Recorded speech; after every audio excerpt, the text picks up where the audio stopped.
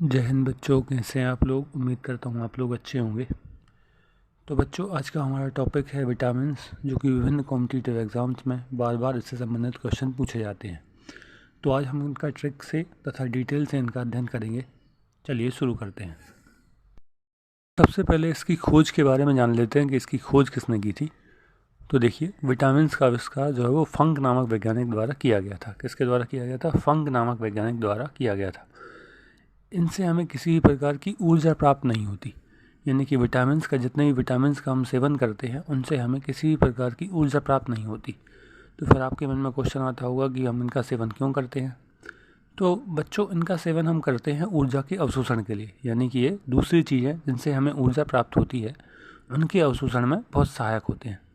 तो इसी कारण विटामिन्स से हमें ऊर्जा प्राप्त नहीं होती, किंतु फिर भी इनका सेवन करना मानव शरीर के लिए बहुत आवश्यक होता है। इन्हें रक्षात्मक पदार्थ भी कहा जाता है। क्या कहा जाता है इन्हें? रक्षात्मक पदार्थ भी कहा जाता है। देखिए, क्या कहा जाता है इन्हें? रक्षात्मक पदार्थ भी कहा जाता है। ठीक है, तो इनसे किसी भी प्रकार की ऊर्जा प्राप्त नहीं होती, किंतु इन्हें रक्षात्मक पदार्थ के रूप में मानव शरीर उपयोग कर लेता है। आगे देखते हैं। देखिए, कुछ इसकी विशेषताएं देख लेते हैं। वसा में घुलनशील कौन कौन से होते हैं? KEDA। वसा में घुलनशील विटामिन KEDA होते हैं। ये शरीर के बाहर नहीं निकलते, यानी कि पानी के माध्यम से शरीर से बाहर ये नहीं निकलते। तो याद कैसे करेंगे? कीड़ा। याद कैसे करेंगे? कीड़ा। आप लोग देखते होंगे कई बार वसा यानी कि तेल में कीड़ा गिर जाता है। वसा में क्या गिर जाता है? कीड़ा गिर जाता है। तो इसे याद रखेंगे, कीड़ा। वसा में घुलनशील विटामिन कीड़ा KEDA होते हैं, यानी कि ये शरीर से बाहर नहीं निकलते। तो क्वेश्चन कई बार आ जाता है कि कौन से विटामिन अधिक लेने से मानव शरीर में नुकसान होता है। तो KEDA। किंतु क्योंकि मानव शरीर से बाहर केवल पानी ही निकलता है, और जब ये पानी में नहीं घुलते तो ये शरीर से बाहर नहीं निकल पाते, इसलिए कई बार इनका बहुत अधिक मात्रा में सेवन मानव शरीर के लिए नुकसानदायक होता है। ये जो गोली वोली वगैरह आती है ना, उनका सेवन, इसका अर्थ ये है कि इन विटामिन से संबंधित गोलियों का सेवन भी मानव शरीर के लिए हानिकारक होता है। ठीक है, क्योंकि ये मानव शरीर में बाहर नहीं निकल सकते। आगे देखते हैं। जल में घुलनशील विटामिन। जल में घुलनशील कौन से हैं? B और C। ये वसा में घुलनशील हो गए KEDA, तो बाकी बचे कौन से? B और C। तो ऐसे करके आप याद हो जाएंगे, KEDA वसा में घुलनशील और B और C जल में घुलनशील। ठीक है, आगे देखते हैं। विटामिन K तथा D मानव शरीर द्वारा खुद बनाए जाते हैं, यानी कि स्वयं बनाए जाते हैं। तो विटामिन K और D का संश्लेषण मानव शरीर द्वारा स्वयं ही होता है। यानी ये कुछ स्रोत के माध्यम से बाहर से भी लिए जाते हैं, किंतु ज़्यादातर इनका संश्लेषण जो होता है वो मानव शरीर में स्वयं होता है अंदर। आगे इनके प्रकार देख लेते हैं। विटामिन के प्रकार कौन कौन से होते हैं। देखिए, सबसे पहले विटामिन A। सबसे पहले कौन सा है? Vitamin A। तो देखते हैं इनके बारे में। विटामिन A यानी कि रेटिनॉल। विटामिन A का वैज्ञानिक नाम क्या है? रेटिनॉल। ये वैज्ञानिक नाम में आप याद रखेंगे, बहुत महत्वपूर्ण है विटामिन A का रेटिनॉल। मैंने याद करने की यहाँ ट्रिक भी लिखी हुई है बाजू में, देखते हैं। तो इसको याद करने की ट्रिक है, रथ पर एक टॉफ़ी है। क्या है याद करने की ट्रिक? रथ पर एक टॉफ़ी है। ये लाइन आपको याद करनी पड़ेगी। रथ पर एक टॉफ़ी। क्या है? रथ पर एक टॉफ़ी। रा से हो जाएगा रेटिनॉल, था से हो जाएगा थायमिन। विटामिन A का वैज्ञानिक नाम रेटिनॉल, विटामिन B1 का वैज्ञानिक नाम थायमिन, विटामिन C का वैज्ञानिक नाम एस्कॉर्बिक एसिड, विटामिन D का वैज्ञानिक नाम कैल्सीफेरॉल, विटामिन E का वैज्ञानिक नाम टोकोफेरॉल और विटामिन K का वैज्ञानिक नाम फिलोक्विनोन। ठीक है, A, B1, C, D, E और K, ऐसे करके आपको लाइन से ये विटामिन याद हो जाएंगे। ठीक है, विटामिन A का वैज्ञानिक नाम retinol, thiamine, ascorbic acid, calciferol, tocopherol, phylloquinone. Line याद रहेगी। रथ पर एक टॉफ़ी है। ठीक है, चलिए आगे देखते हैं। तो विटामिन A हम लोग पढ़ रहे थे। विटामिन A यानी कि रेटिनॉल क्या है इसकी विशेषताएं? तो यह पीले फलों में पाया जाता है। यह कहाँ पाया जाता है? विशेषकर पीले फलों में पाया जाता है। और पीले फलों में पाए जाने वाला बीटा कैरोटीन, आपने पढ़ा होगा कि पीले फलों का पीला रंग किस कारण होता है? कैरोटीन के कारण। तो पीले फलों में पाए जाने वाला बीटा कैरोटीन नामक वर्णक यानी कि जो रंग प्रदान करता है, वो चीज़ क्या कहलाती है? वर्णक कहलाती है। यकृत द्वारा विटामिन E में बदल दिया जाता है। तो जब यह बीटा कैरोटीन मानव शरीर के अंदर पहुंचता है तो यकृत उसे क्या बदल देता है? Vitamin A। और यह विटामिन A क्या का निर्माण करता है? रोडोप्सिन प्रोटीन का निर्माण करता है। क्या का निर्माण करता है? रोडोप्सिन प्रोटीन का निर्माण करता है। यह रोडोप्सिन प्रोटीन आँखों में पाई जाने वाली रॉड सेल को पोषण प्रदान करता है। आँखों में दो प्रकार की सेल पाई जाती हैं, एक होती है रॉड सेल, एक होती है कॉन सेल। रॉड सेल और कॉन सेल।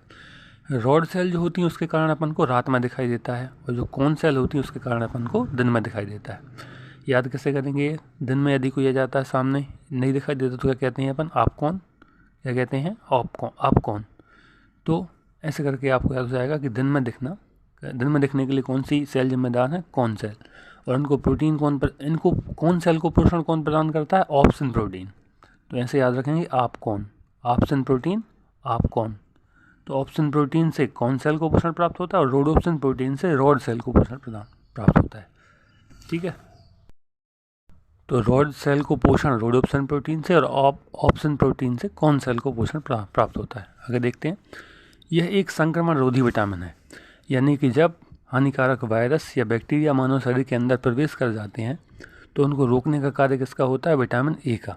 वैसे तो वाइट ब्लड सेल्स यानी कि सफ़ेद रक्त कणिकाएँ लड़ती हैं उस रोग के बैक्टीरिया से, किंतु यह विटामिन ए भी उसमें सहायक भूमिका निभाता है। आगे देखते हैं स्रोत क्या क्या होते हैं इसके। तो इस विटामिन के स्रोत होते हैं गाजर। मुख्यतः इसका स्रोत कौन सा है? गाजर, पीले फल, पपीते, पके आम, अंडे आदि, इन सब से क्या प्राप्त होता है? विटामिन ए प्राप्त होता है। सबसे मुख्य स्रोत कौन सा है? गाजर। आप जानते होंगे गाजर पीला सा एक सब्जी है, या कह सकते हैं आपकी पीला सा एक प्रकार का क्या है? फल है, सब्जी कह सकते हैं इसको। तो गाजर, पीले फल, पपीते, पके आम, अंडे आदि से क्या प्राप्त होता है? विटामिन ए प्राप्त होता है। और ये विटामिन ए मुख्यतः काय के लिए है? आँखों के लिए। ठीक है, तो जिसकी भी आंखें कमज़ोर है उसको क्या खाना चाहिए? गाजर का सेवन करना चाहिए। देख लेते हैं रोग कौन कौन से होते हैं। रतौंधी यानी कि नाइट ब्लाइंडनेस। देखिए, यदि आँखों को रोडोप्सिन प्रोटीन प्राप्त नहीं होगा तो रॉड सेल को पोषण प्राप्त नहीं होगा, और रॉड सेल काम नहीं करेंगी तो रात में नहीं दिखेगा, और उसी रोग को कहते हैं अपन नाइट ब्लाइंडनेस यानी कि रतौंधी के नाम से जाना जाता है। जिसको भी रतौंधी होती है उसको अंधेरा होने के बाद बिल्कुल भी दिखाई नहीं देता। अगला रोग देखते हैं जीरोप्थोल्मिया। जीरोप्थोल्मिया का अर्थ है ड्राइनेस। आँखों में ड्राइनेस रहती है। कई लोगों को देखा होगा आपने, आँखें एकदम सूखी हो जाती हैं। जैसे अपन गाड़ी चला के नहीं जाते कहीं पर, तो गाड़ी चला के जाते हैं तो आँखों में एकदम ड्राइनेस सी हो जाती है। तो वैसी समस्या जीरोप्थोल्मिया वाले रोगियों के लिए हमेशा रहती है। ठीक है, तो उनको ड्रॉप डालते रहना पड़ता है। ठीक है, अगला विटामिन देखते हैं। Vitamin C. विटामिन बी अपन अलग से पढ़ेंगे क्योंकि विटामिन बी का पूरा कॉम्प्लेक्स होता है। B1, B2, B3, B5, B6, B7, B9, B11 ऐसे करके। तो देखते हैं विटामिन सी। Ascorbic acid. वैज्ञानिक नाम तो आपको याद होगा, रथ पर एक टॉफ़ी। रा से रेटिनॉल, था से थायमिन, ए से एस्कॉर्बिक एसिड। ठीक है, तो एस्कॉर्बिक एसिड यह विटामिन किसी भी प्रकार के मांस से प्राप्त नहीं होता, यानी कि यह मांस मछली से प्राप्त नहीं होता। यह स्वस्थ मसूड़ों तथा त्वचा एवं हड्डियों के लिए आवश्यक होता है। इससे क्या मिलती है अपन को? स्वस्थ मसूड़े यानी कि और त्वचा, स्वस्थ त्वचा तथा हड्डियों के लिए आवश्यक होता है। त्वचा रोग हो जाते हैं कई लोगों को, देखा होगा आपने, दांत खाज, खुजली वगैरह, तो उनको विटामिन सी ही अधिक लेने की सलाह दी जाती है। यह प्रतिरोधक क्षमता में वृद्धि करता है। विटामिन ए संक्रमण रोधी विटामिन, यानी कि ये बैक्टीरिया और जब वायरस अंदर आ जाते हैं तब उनसे लड़ने में सहायक है। लेकिन ये प्रतिरोधक क्षमता में वृद्धि करता है, यानी कि अंदर आने ही नहीं देता। प्रतिरोधक क्षमता यानी कि आपकी रोगों से लड़ने की क्षमता। ठीक है, तो ये प्रतिरोधक क्षमता में वृद्धि करता है। आपने देखा भी होगा, अभी कोरोना वगैरह आया था अपने यहाँ, तो लोगों को विटामिन सी ही अधिक लेने की सलाह दी जा रही थी। आगे देखते हैं। तथा यह ऊष्मा से संवेदनशील होता है, यानी कि अधिक ऊष्मा से यह संवेदनशील होता है। जैसे इसके जितने भी स्रोत होते हैं उनको यदि अधिक ऊष्मा दी जाए यानी गर्मी दी जाए तो यह नष्ट हो जाता है। ठीक है, और अधिक सब्जियों को धोने से भी यह नष्ट हो जाता है, यानी कि बहुत अधिक संवेदनशील विटामिन है, ये आप कह सकते हैं। आगे इसके स्रोत देख लेते हैं। खट्टे फल, आंवला। खट्टे फलों में मुख्यतः आंवला इसका अच्छा स्रोत होता है। आंवला, अंगूर, संतरा, नींबू तथा हरी मिर्च। हरी मिर्च में भी जो लोग मिर्च का सेवन अधिक करते हैं, यानी कि जो लोग मिर्ची अधिक खाते हैं, उनको मसूड़ों से संबंधित, दांतों से संबंधित रोग बहुत ही कम होते हैं। ठीक है, तो आंवला, अंगूर, संतरा, नींबू, हरी मिर्च आदि। और कच्चा आम भी आप कह सकते हैं। कच्चा आम भी खट्टा होता है ना, तो कच्चा आम भी इसका एक अच्छा स्रोत है। आगे इसमें देखते हैं। दूध में यह नहीं पाया जाता, यानी कि किसी भी प्रकार के दूध किसी भी जानवर के दूध में नहीं पाया जाता, किंतु जब दूध खट्टा हो जाता है यानी कि दूध फट जाता है तब इसमें विटामिन सी पाया जाता है। ठीक है, तो क्वेश्चन आ जाता है कि कौन से या दूध में कौन सा विटामिन नहीं पाया जाता। तो जब सभी विटामिन लगभग पाए जाते हैं किंतु विटामिन सी ही इसमें नहीं पाया जाता। ठीक है, आगे देखते हैं इससे संबंधित रोग कौन कौन से होते हैं। स्कर्वी, सी से स्कर्वी, सी स्कर्वी याद रखेंगे। इसमें क्या होता है, मसूड़ों में खून आता है। कई बार आपने देखा होगा फल या सेब या कोई चीज़ जैसे अपन खा रहे हैं तो उसमें गीला खाते समय अपन को उसमें खून छप जाता है। जैसे ही अपन खाते हैं उसमें थोड़ा सा खून लगा हुआ अपन को दिखाई देता है, तो वो कौन सा रोग है, स्कर्वी। एंड अमीबा जिंजीवेलस, इसमें क्या आती है, सूजन आ जाती है। मसूड़ा एक प्रकार से क्या है, सूज जाता है एक साइड से, कभी कभी देखा होगा आपने। तो यह एंट अमीबा जिंजीवेलस नाम के रोग के कारण होता है। ठीक है, ऐसे इससे झिंझनी से याद रखना। कई बार ठंडा या गर्म खाने से अपन क्या होती है, झिंझनी होती है कहाँ पर, दांतों में। तो उससे याद रखना ये भी दांतों से संबंधित रोग है, जो का एक कारण होता है विटामिन सी के कारण। सी से स्कर्वी और झिंझनी से दांत याद रखना, जो कि का एक कारण होता है विटामिन सी के। ठीक है, आगे देखते हैं विटामिन डी पे चलते हैं। तो विटामिन डी का वैज्ञानिक नाम क्या है, कैल्सीफेरॉल। ट्रिक आपको याद आ रही होगी, रथ पर एक टॉफी है। तो रा से retinol, vitamin A, B1 thiamine, फिर एस्कार्बिक एसिड ए से, फिर का से कैल्सीफेरॉल यानी कि विटामिन डी। तो त्वचा में पाई जाने वाली एग्रोस्टेरोल कोशिकाएं, त्वचा में एक प्रकार की कोशिकाएं पाई जाती हैं जिन्हें क्या कहते हैं हम, एग्रोस्टेरोल कोशिकाएं कहते हैं। इन पर जब सूर्य का प्रकाश पड़ता है यानी कि जब सूर्य प्रकाश के संपर्क में आती हैं तो यह विटामिन डी का संश्लेषण करती हैं। तो इस विटामिन का संश्लेषण हो जाता है। ठीक है, इसे सनशाइन विटामिन भी कहते हैं। सनशाइन क्यों कहते हैं, क्योंकि यह सूर्य की रोशनी से प्राप्त होता है। तो सनशाइन, शाइन मतलब रोशनी, सन मतलब सूर्य, तो सनशाइन विटामिन भी कहते हैं। फिर आगे देखते हैं, यह विटामिन हड्डियों तथा दांतों को मजबूत बनाने के लिए कैल्शियम व फास्फोरस का अवशोषण करता है। इससे क्या होती हैं, हड्डियाँ और दांत बहुत अधिक मजबूत बनते हैं। हड्डियाँ और दांत आप जानते हैं कैसे बने होते हैं, कैल्शियम और फास्फोरस के। तो इनसे क्या होता है, कैल्शियम और फास्फोरस का अवशोषण होता है, यानी कि हड्डियों में कैल्शियम और फास्फोरस का अवशोषण काय की सहायता से होता है, विटामिन डी की सहायता से। तो यह बहुत अधिक महत्वपूर्ण है। यदि आप लोग देखते होंगे आजकल के बच्चे भी पूरा टाइम अंदर मोबाइल गेम खेलते रहते हैं, तो उनमें क्या हो जाती है, विटामिन डी की कमी हो जाती है। इसलिए उनको क्या है, बाहर खेल खुले मैदान में खेलना चाहिए, यह उनको सलाह दी जाती है। आगे देखते हैं, यह विटामिन हार्मोन के रूप में भी कार्य करता है, यानी कि जब पूरे शरीर में कैल्शियम और फास्फोरस का अवशोषण होगा तो इस विटामिन को यहाँ से वहाँ जाना पड़ेगा। और हार्मोन का भी तो यही काम है, पूरे शरीर में बहते रहना। तो उससे याद रहेंगे आप लोग कि यह विटामिन हार्मोन के रूप में भी कार्य करता है। तो एक क्वेश्चन पूछा जा चुका है विभिन्न कॉम्पिटिटिव एग्जाम्स में कि कौन सा विटामिन हार्मोन के रूप में भी कार्य करता है। तो वो कौन सा विटामिन है, विटामिन डी। विटामिन डी का एक रूप में कार्य करता है, हार्मोन के रूप में भी कार्य करता है। ठीक है, आगे इसके स्रोत देख लेते हैं। सूर्य की रोशनी, जैसा कि नाम ही है इसका सनशाइन विटामिन, तो इसके स्रोत कौन से हैं, सूर्य की रोशनी। सूर्य की रोशनी से प्राप्त होता है। और एक मछली होती है रोहू मछली, उसके यकृत के तेल से भी यह प्राप्त होता है। कोड लिवर ऑयल कहते हैं इसको, है ना, यकृत के तेल को इंग्लिश में। तो रोहू मछली के यकृत के तेल से और सूर्य की रोशनी इसका सबसे अच्छा स्रोत है। सबसे अच्छा सबसे सस्ता स्रोत तो सूर्य की रोशनी है, फ्री में एकदम अपन को मिल जाती है, गॉड गिफ्टेड है। आगे देखते हैं इससे संबंधित रोग देख लेते हैं कौन कौन से होते हैं। तो देखिए रिकेट्स यानी कि हड्डियों में टेढ़ापन। कई बार देखा होगा आपने कि बच्चों में क्या हो जाती हैं, हड्डियाँ टेढ़ी हो जाती हैं। आर्मी वगैरह पुलिस भर्ती में भी वो हड्डियाँ चेक करते हैं कि टेढ़ी तो नहीं है कुछ, तो उसी में हड्डियाँ क्या हो जाती हैं, टेढ़ी हो जाती हैं। तो थोड़ी सी हड्डियाँ टेढ़ी हो जाती हैं तो कौन सा रोग है, रिकेट्स। ऑस्टियोमलेशिया, एक रोग देखा होगा ना, ऑस्टियोमलेशिया, रीढ़ की हड्डी का मरना। ये मुख्यतः बुजुर्ग लोगों में होता है। आपने देखा होगा आपके बुजुर्ग लोग या गांव में भी बूढ़ी दादी अम्मा या दादा लोग एकदम झुक के चलते हैं लाठी लेके। तो वो कौन सा रोग है, ऑस्टियोमलेशिया। मुख्यतः है उनको होता है जो लंबे होते हैं, थोड़ी सी हाइट जिनकी ज़्यादा होती है ना, उनको यह ज़्यादा होता है। और यह बुढ़ापे में ज़्यादा होता है क्योंकि उस समय क्या है, कैल्शियम और फास्फोरस की मानव शरीर में कमी हो जाती है। तो उस कारण ऑस्टियोमलेशिया जो रोग है वो क्या है, रीढ़ की हड्डी का मरना। ठीक है, ये दो रोगों के नाम आप इसमें याद रखेंगे, रिकेट्स और ऑस्टियोमलेशिया। ठीक है, विटामिन डी से कौन कौन से रोग होते हैं, रिकेट्स और ऑस्टियोमलेशिया। ठीक है, ऑस्टी तो आराम से याद हो जाएगा, अस्थि। अस्थि से याद रख लेना कि विटामिन डी से अस्थि से संबंधित रोग यानी कि ऑस्टियोमलेशिया होता है। आगे देखते हैं विटामिन ई।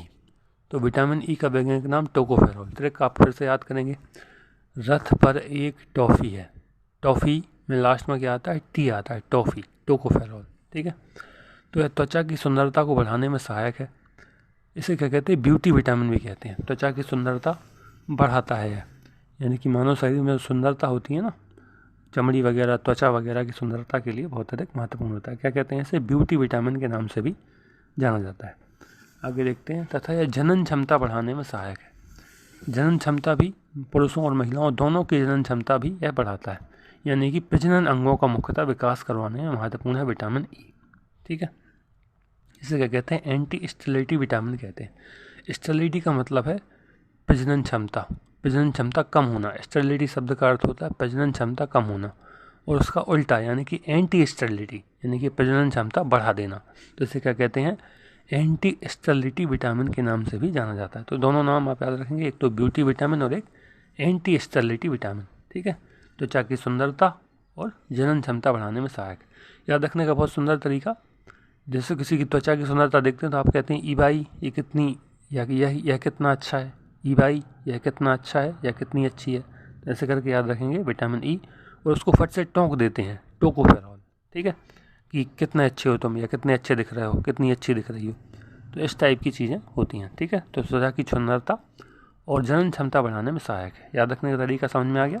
ठीक, आगे देखते हैं, स्रोत कौन कौन से होते हैं। अंडे, सोयाबीन, मूंगफली, दूध, मक्खन, अंकुरित अनाज, हरी सब्जियां। मुख्यतः अंडे, सोयाबीन, मूंगफली, इन चीज़ों से यह विटामिन ई हमें प्राप्त होता है। ठीक है, आगे देखते हैं, विटामिन के। अगला हमारा विटामिन है विटामिन के। तो इसका वैज्ञानिक नाम क्या है, फिलोक्विनोन। वैज्ञानिक नाम क्या है, फिलोक्विनोन। आपको ट्रिक याद आ रही होगी, रथ पर एक टॉफ़ी, टॉफ़ी से याद रखना फिलोक्विनोन, लास्ट में फी से अर्थ है फिलोक्विनोन। तो यह रक्त का थक्का बनाने में सहायक होता है। एंटी हेमरेजिक विटामिन भी कहते हैं। हेमरेजिक का मतलब होता है रक्तस्राव, हेमरेजिक का मतलब रक्तस्राव यानी कि रक्त का गिरना, उसका उल्टा यानी कि एंटी हेमरेजिक विटामिन। तो एंटी हेमरेजिक विटामिन किन्हें कहते हैं, विटामिन के को कहा जाता है। इसका संश्लेषण ई कोलाई नामक जीवाणु द्वारा बड़ी आंत में होता है। बड़ी आंत में एक जीवाणु पाया जाता है ई कोलाई, तो उसके द्वारा इस विटामिन का संश्लेषण मानव शरीर में ही किया जाता है। ठीक है, विटामिन कोलाई, के से कोलाई याद रखेंगे, विटामिन के का कोलाई, विटामिन के कोलाई, के कोलाई। ठीक है, तो जीवाणु द्वारा यह बड़ी आंत में बनाया जाता है। आगे देखते हैं, रोग कौन कौन से होते हैं। जाहिर सी बात है, रक्त का थक्का बनाने में सहायक, तो इसकी कमी से रक्तस्राव होगा, यानी कि चोट लग जाने पर रक्तस्राव होता है, रक्त का थक्का नहीं जमता। नक्सीर फूटना, नक्सीर फूटना यानी कि गर्मियों में आप देखते होंगे नाक से खून वगैरह आता रहता है, तो उसे क्या कहते हैं, नक्सीर फूटना। फिर कंडा वगैरह सूंघाते हैं, कई लोग मोजा वगैरह भी सूंघा देते हैं, जैसी इसकी श्रद्धा। तो उस हिसाब से रक्ताल्पता और नक्सीर फूटना आदि बीमारियां इसकी वजह से होती हैं। ठीक है, आगे देखते हैं, आगे विटामिन B1 का कॉम्प्लेक्स हम अलग से दूसरे वीडियो में कवर करेंगे। यदि यह वीडियो आपको पसंद आई हो तो चैनल को लाइक करें, सब्सक्राइब करें और इसे शेयर करना ना भूलें। धन्यवाद, जय हिंद।